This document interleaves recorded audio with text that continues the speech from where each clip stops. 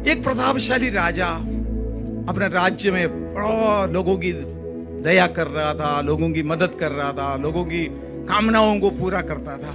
उस समय एक जवान मनुष्य, एक जवान व्यक्ति राजा के पास आकर बोला, राजा मेरे पास बहुत एम्बिशन है, मेरा बहुत आशाएं है, बहुत बड़ा जीवन में आगे बढ़ने के लिए मेरी इच्छा है, लेकिन मेरे पास धन नहीं है।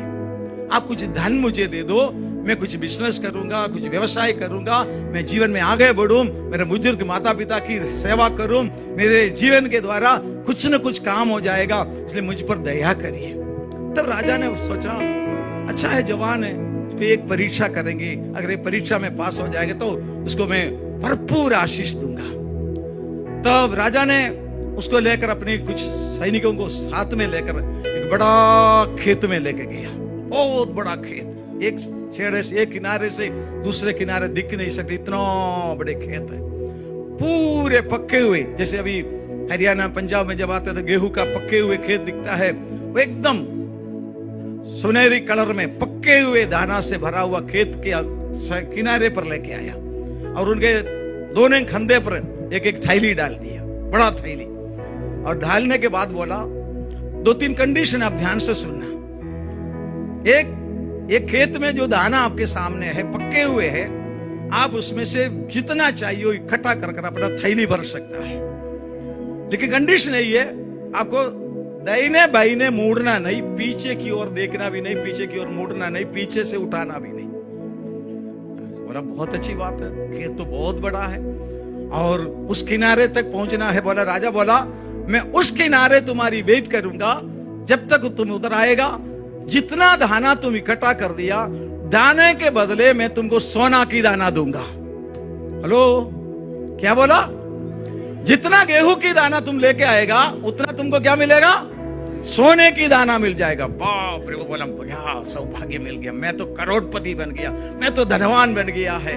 बड़ी खुशी से उसने दोनों कंधे पर थैली डाल दिया और खेत में निकला और देखा तो खेत लंबे खेत है, एक नजर तो साइड तो दिखाई भी नहीं पड़ती, इतना लंबा है, धूप का भी समय है। जवान ने मन में सोचा, देखा तो दाना भरा हुआ एकदम सुंदर खेत है।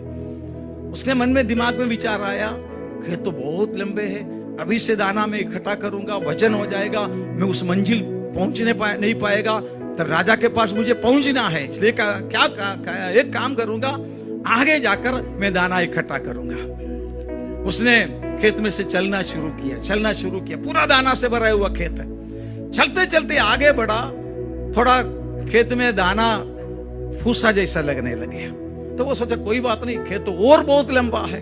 चलते चलते चलते चलते आगे निकला, लेकिन 2 सिपाही उनके साइड में खड़े हैं, ये पीछे की ओर मुड़ रहा है, हाथ पीछे बढ़ा रहा करके उनके सिपाही लोग देख रहा है। देखते देखते आगे बढ़ रहा है, धीरे धीरे उनको मालूम पड़ा जितना भरा हुआ दाना था अभी कम हो रहा है, अभी पूरा फूले सूखे हुए दिख रहा है। क्या दिख रहा है? सूखे हुए, फूसा दिख रहा है। सोचा कोई बात नहीं, खेत तो बहुत लंबे हैं, लेकिन आगे चलते चलते चलते गया, उसको फूसा मिला लेकिन दाना नहीं मिला। आखिरी में राजा के पास पहुंच गया, उसका दोनों थैली खाली है, उनके थैली में कुछ भी नहीं है। क्या हो गया? उसने बोला, अब तो क्यों वजन उठाना है, अब तो मैं थकना क्यों जरूरी है, आखिरी में पहुंच जाऊंगा, उस किनारे पर पहुंचकर मैं पूरा थैली भरूंगा, राजा मुझे उतना सोना दूंगा, मैं बड़ा करोड़पति बनाऊंगा, बड़ा बंगला बनाऊंगा, मैं वो करूंगा ये करूंगा। लेकिन आखिरी में किनारे पहुंचे तो क्या मिल गया है? क्या मिल गया? भूसा मिल गया। सोने का दाना मिला उसको? एक भी दाना नहीं मिला सोने का, क्योंकि उसने अवसर को बहुमूल्य समझा नहीं। कल मिलेंगे, बाद में करेंगे, और तो इतना वचन क्यों उठाना, इतना मेहनत क्यों करना है, करके अपनी यात्रा में आगे गया, निष्फल हो गया, एक भी दाना नहीं मिला।